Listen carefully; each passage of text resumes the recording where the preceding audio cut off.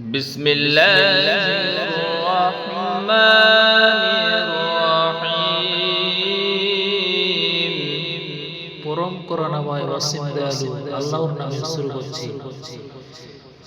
إذا جاءك المنافقون قالوا نشهد إنك لرسول الله والله يعلم إنك لرسوله والله يشهد إن المنافقين لكاذبون